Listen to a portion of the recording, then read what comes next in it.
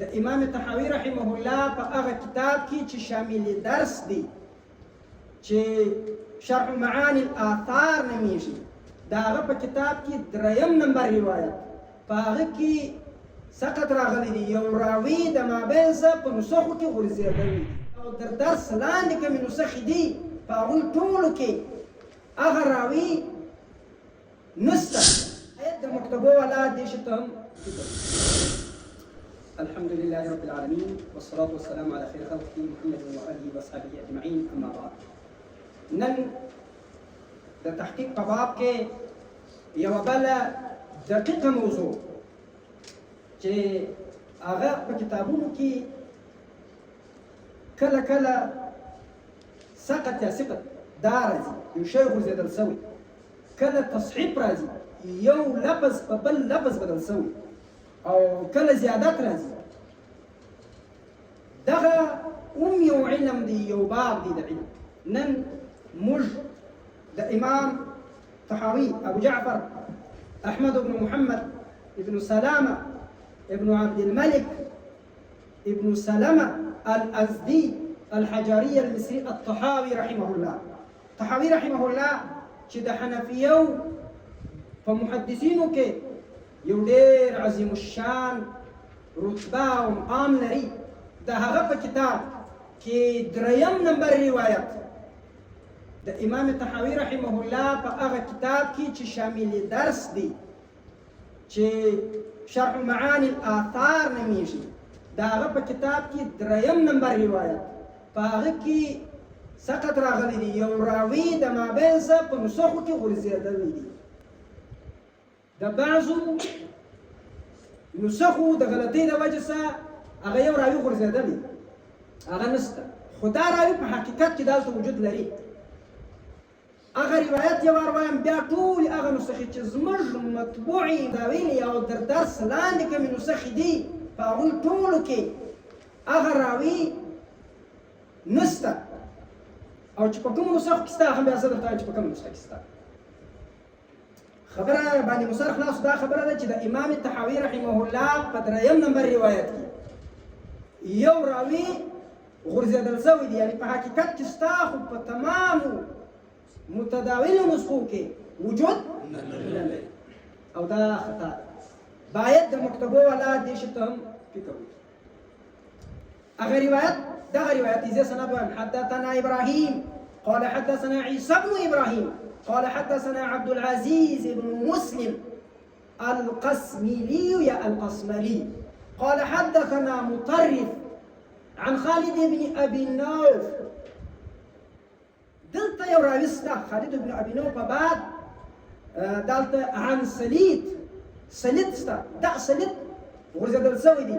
عن سليط عن ابن ابي سعيد الخدري عن ابي سعيد الخدري. دا روایت دا رقم دی چې عن خالد بن ابي نوف عن سليط عن ابن ابي سعيد الخدري عن ابي سعيد الخدري عن ابيه.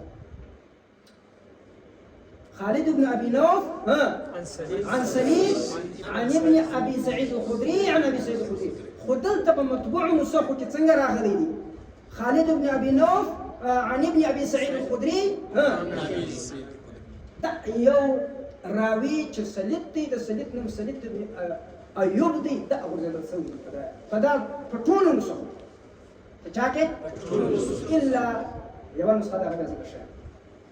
اوله نسخه زما سره چې راسره ده، دا د قدس چاپ دی، پاکستانی نه دی، د بهر چاپ دی. ورته ګورې زه په دې کې دا روایت راوړم د خالد ابن ابي نوف بعد به سليط نه وي، سیده به ابن ابي سعيد الخدري. دا حدثنا ابراهيم قال حدثنا عيسى بن ابراهيم قال حدثنا عبد العزيز بن مسلم القسملي قال حدثنا مطرف عن خالد بن ابي نوف عن ابن ابي سعيد الخدري عن ابيه. سته ما د قلم سره لیکلي دي دا کتاب. دا یوه نسخه قدس چاپ. بله نسخه دا مکتبه رحمانیه لاهور والا ده، د دې یوه تبه دغه ده، د دې کې هم دا روایت دا رقم دی. ګوره زه د دې سند درته وایم: حدثنا ابراهيم قال حدثنا عيسى بن ابراهيم قال حدثنا عبد العزيز بن مسلم القسملي قال حدثنا مطرف عن خالد بن ابي نوف عن ابن ابي سعيد الخدري ستا او بل نسخه دا دام رحمانيه ده او دا دوی بل په بل طریقه باندې چا په دې کې دا غیر روایت بعينه دا غیر رقم دي لسمه صفايا ده خالد بن ابي نوف عن ابن ابي سعيد الخدري دا درې نسخه څلورمه مکتبه البشرا ده دې پر دې ډېر مصرف هم کوي نو دا مکتبه ولا ټول باید دې شي ته متوجي سي دا کار وکړي سامي کړه دا غیر روایت دي خالد بن ابي نوف عن ابن ابي سعيد الخدري څو نسخه اسمه څلور پنځمه دا کابل افغانستان ډېر پخواني نسخه ده کابل افغانستان چاپ دي د دې په نسخه کې دا غلطي استدلال خالد بن ابي نوف عن ابن ابي سعيد الخدري او دريمه دا بیا فیصل کتابخانه کندهار بدیم په دغه نسخه کې دا روایت عين دا رقم خالد بن ابي نوف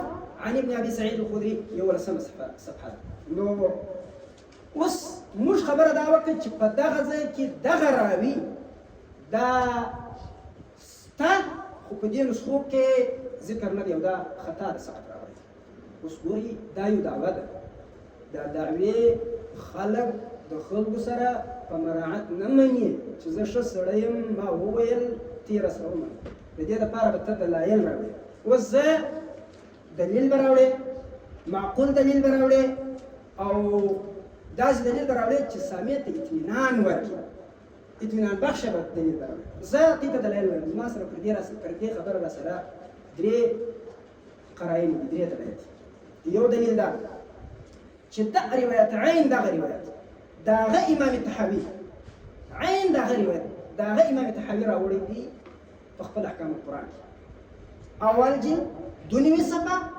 د حدیث رقم شپږ شپېته دی ورته ګورئ دغه سند درته حدثنا ابراهيم بن ابي داود قال حدثنا عيسى بن ابراهيم قال حدثنا عبد العزيز بن مسلم قال حدثنا مطرف دي التبع تصحيح راغلي مسلم لكن سمي فردين بعد الوالد حدثنا مطرف عن خالد بن ابي نوف عن سليد قال ابو جعفر هو ابن ايوب التى امام تحويل بخبر هذا سليد ذكر فيه عن سليد عن ابن ابي سعيد الخدري نو دا دواړه یو روایت دي دواړه د امام تحوی کې او البته تحوی دغه سره معلومه نو معلومه سوچ چې راغلي دي ځکه دا غیر روایت داغه سند داغه الفاظ داغه امام تحوی ذکر کوي په احکام القرآن کې البته د سند ستا سید سره په خلاص یو دلیل دویم دلیل یو نسخه په دنیا کې چاپ د دار ابن حزم چاپ کړی چاوغه ډیرو جلدونو کې ده په هغه نسخه کې هغه نسخه د دیار نسخو باندې چاپ شوې ده په هغه کې داسته او دا ماته بیا وروسته معلومه شو چې کله دا د دراسو په وخت کې معلومیږي دا په چیش کې معلومیږي په دراسه کې دی معلومیږي هغه بیا اوس ښه نو هغه چې پر دیار نسخو چاپ شوې ده په هغه کې چې شته هغه چې ما کله په دا روایت کې دا ته سوچ بند شو بیا ما د عربو د کاترو سره رابطه وکړه یو چې دا یو روایت دی په تحوی په مشکل په احکام القرآن کې ستا دا غیر روایت په تحوی کې ستا یو خو په دې کې فکر باندې چې دا مسلم ولایت مسلم لیکل شوی او دویم دا دلته دا خالد ابن ابي نوف د ابن ابي سعيد الخدري نه دا روایت کې څنګه دا خبره ګورو ما خبره راته چې دې دا هغه په نسخو کې د بره دا نسخه معلومات ما په پوسټ نو دویم دلیل چې شته هغه نسخه چې پر دول سخطین مخطوط نسخو باندې چاپ شوی ده په هغه کې دا نوم ستا نو معلومه ده چې دا نوم سند د خالد ابن ابي نوف او د ابن ابي سعيد الخدري در مابین وجود لري ځکه چیرې ستا هغه نسخه کې ستا چې هغه چاپ شوی ده د دیارلسو مخطوطو نسخو دا دوه دلیل دریم دلیل دغه عبد العزيز ابن مسلم د شاګردان مترف دي د مترف بعد عبد العزيز ابن مسلم دا عبد العزيز ابن مسلم څه شاګردان دا تقریبا زما سره لیکلي دي څه شاګردان څو شاګردان عبد الصمد ابن عبد الوارث دا ان شاء الله بیا په بورډ باندې زه دې ته بیا نور موازیه اول شاګرد مې دی عبد الصمد ابن عبد الوارث وردا زه دریم دلیل وایم دریم دلیل زه څنګه وایم چې د عبدالعزیز بن مسلم چې دی د دې اته شاګردان څو شاګردان د دې اته شاګردانو په ټولو کې هغه عبدالعزیز بن مسلم عن مطرف عن خالد بن ابي نوف عن سليم بن ايوب عن ابن ابي سعيد الخدري نو چې دغه اته شاګردانو په ټولو کې داسته هغه اته شاګردان څوک دي؟ عبد الصمد قعنبي دي، يوسف بن كامل دي، علاء بن عبد الجبار دي، بشر بن سري دي، عبد الملك بن عمرو دي، يونس بن محمد دي، داوود بن بلال دي، عيسى بن ابراهيم دا قصه عبد الصمد د دې روایت ګوري دا به ټول کتلای شي زه دا مکمل په تفسیر وایم. عبد الصمد دا عبد الصمد بن عبد الوارث نمیږي د دې روایت په مسند احمد کې دی 1119 رقم د روایت د عبد الصمد دا روایت عبد الصمد عن عبد العزيز عن مطرف عن خالد بن ابي نوف عن سليم عن ابن ابي سعيد. خو به هر حال د عبد الصمد په روایت کې هم په نسخه د مسند احمد کې التم یو بحث شته.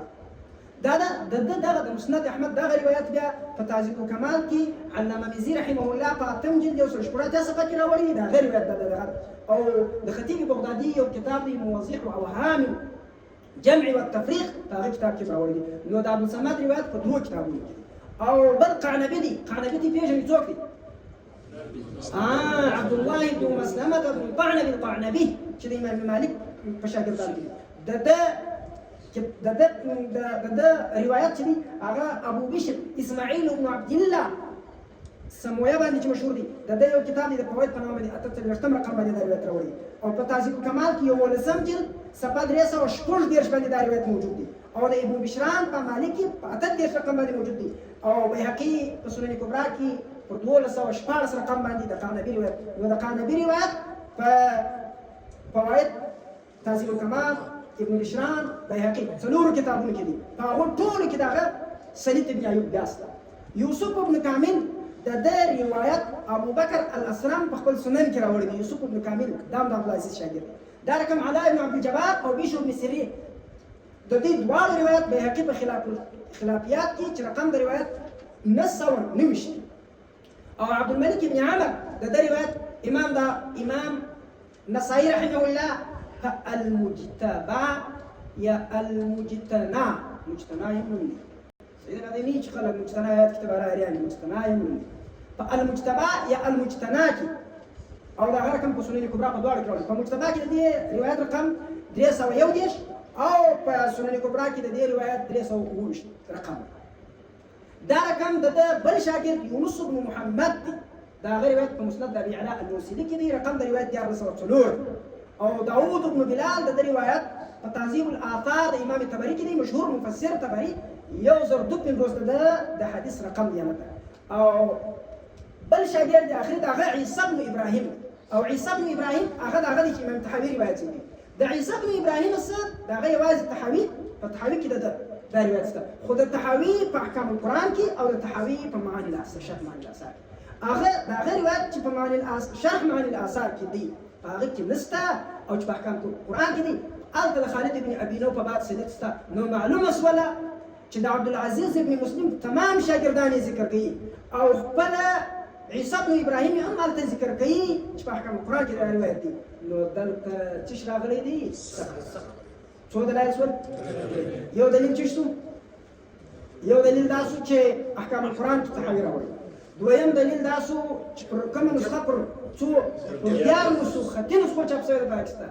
دریم دلیل دا شو چې د عبدالعزيز بن مسلم دا هغه چې کوم شاګردان دي عبدالعزيز بن مسلم عن مطرف بن طريف عن عبد العزيز عن خالد بن ابي نوف عن سليط د عبدالعزيز وشاګردان هغه خو مکمل دغه سند ذکر کوي. اتم شاګرد عيسى بن ابراهيم هغه هم ذکر کوي په احکام القرآن کې. خو هغه چې نه دی ذکر په شرح معاني الاثار. نو معلومه سوله چې په شرح معاني الاثار کې دغه یو راوي سقط په بعضو نسخ کې راغلي دغه سبب دا چاپ شوی. یو خبره بل مو کله چې ما دغه تحقیق کوي نو امام بدر الدين العيني رحمه الله نخب الافكار والتنقيح مباني له دغه شرح نخب الافكار د تحويش ما هو چې د جمع طرق کړي. البته ما ترى معلومه شو چې د په جمع طرق دا روایت نه دی حق دا چې سره په جمع طرق کوم روایت حق هغه ته باندې هلته ده ویلي دي د ده په نسخه کې هم دغه نشته. دی بیا وایي دا چې نسایي چې راوړی هلته کې شته، فلانی چې راوړی دوه درې دغه ویلي دي چې هلته کې شته، خو بس بهرحال دلته وایي نشته. خو د ده دا خبره سړی په دې وجه نشي وایي چې هو دا نسخه بس صحیح ده او دی مطلب د هغه نسخه په دغه حال پاتې ده. دا په هغه وخت ما درته وویل چې نن سبا معقول دور دی، هره خبره به په معقول انداز پېښېږي. که امام بدرالدین عیني رحمه الله دا یې کړي وای چې د طحاوي د احکام القرآن روایت یې هلته ایښی وای، بیا دا ویلي وای چې په طحاوي چې په احکام القرآن کې دا روایت راوړی دی، هلته یې دا سړی ذکر کړی دی، خو دلته چې راوړی دی دلته بیا نشته، دلته نو دلیل نشته، نو بیا صحیح و بیا معقوله چې دلته د هغه روایت مخکې پروت نه دی. نو معلومه ده چې د ده نسخه هم څه شته، هغه نسخه ده چې هغه څه پکې راغلی، صفت پکې راغلی دی او دا هم پر هغه نسخه چلېږي. نو دا هم یوه هغه فایده ده چې باید مطبوعات والا هغه دې شي ته متوجه شي. سبحان ربك رب العزة عما يصفون وسلام على المرسلين.